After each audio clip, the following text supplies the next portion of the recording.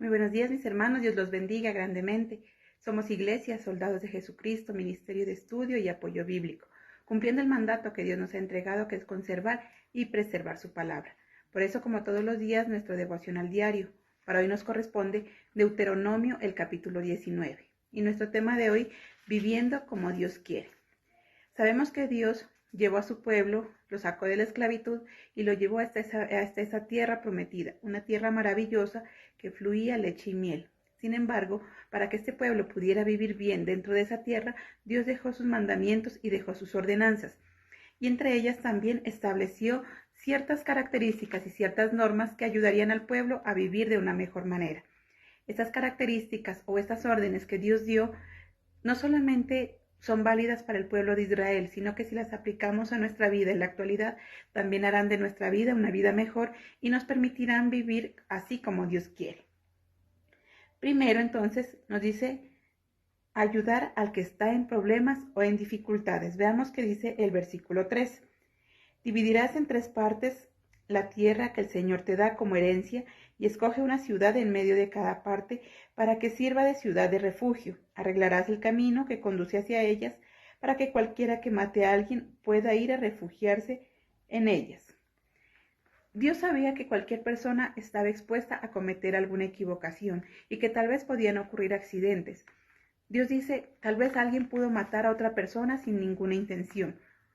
Y entonces establece que haya esa ciudad de refugio, establece que el pueblo de alguna manera ayude a las otras personas. Pero lo dice de una forma muy importante. Al final del versículo 3 dice, arreglarás el camino que conduce hacia ellas, para que cualquiera que mate a alguien pueda ir a refugiarse en ellas.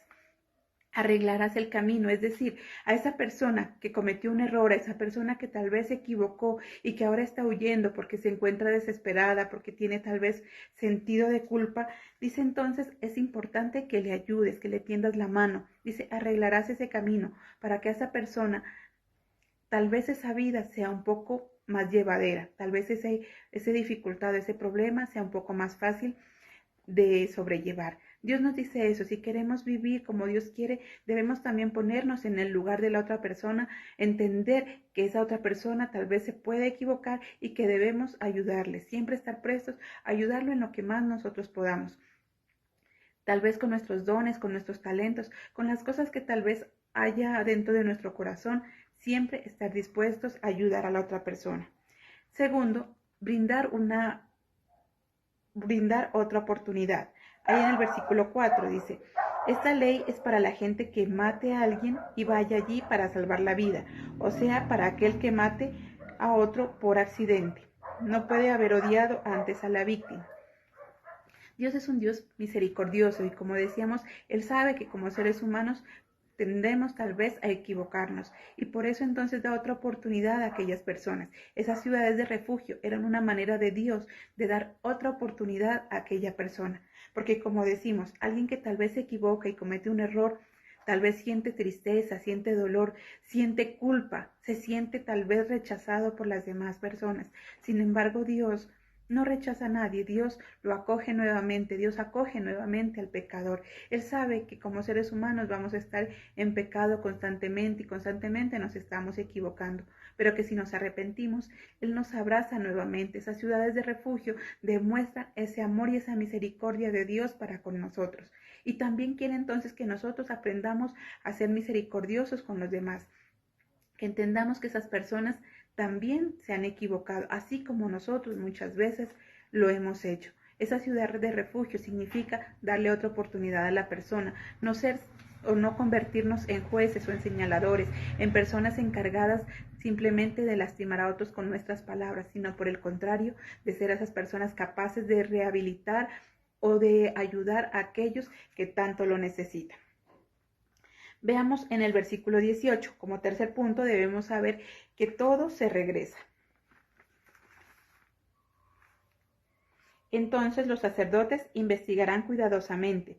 Si el testigo dio un falso testimonio en contra de su hermano, si se comprueba el falso testimonio, entonces le hará al testigo que dio falso testimonio lo mismo que él planeaba hacerle a su hermano. Así quitarás el pecado en medio de ti. Estamos hablando de cómo vivir de acuerdo a lo que Dios quiere. Entonces nos dice, debemos entender que todo se regresa, que todo lo que nosotros hagamos se va a regresar para nuestra vida. Eso es lo que conocemos como la ley de la siembra y la cosecha. Decía que aquella persona que tal vez dé un testimonio falso en contra de su hermano, y si se llega a comprobar eso, dice que esa maldad que pensaba hacerle ese mal, esa maldad se le regresará a sí mismo. Dios nos dice, ¿queremos vivir bien? Pensemos en qué estamos haciendo por los demás, qué les estamos deseando a los demás, cómo es nuestra actitud frente a los demás, porque de nuestra actitud dependerá también eso para nosotros. Todo lo que nosotros demos se va a regresar. Si hoy estamos sembrando discordia, si estamos sembrando división, si estamos sembrando odio, eso es lo que va a existir para nuestra vida. Pero por el contrario, si sembramos solidaridad, si sembramos amor, si sembramos compañerismo, eso también va a ser retribuido a nosotros. Y de esa forma entonces tendremos una mejor vida. Depende de nuestra actitud frente a los demás. En el versículo 25 nos dice, como cuarto punto entonces, no prestemos atención a los chismes. Versículo 15. Un solo testigo no es suficiente para inculpar a alguien acusado de haber cometido algún crimen o pecado.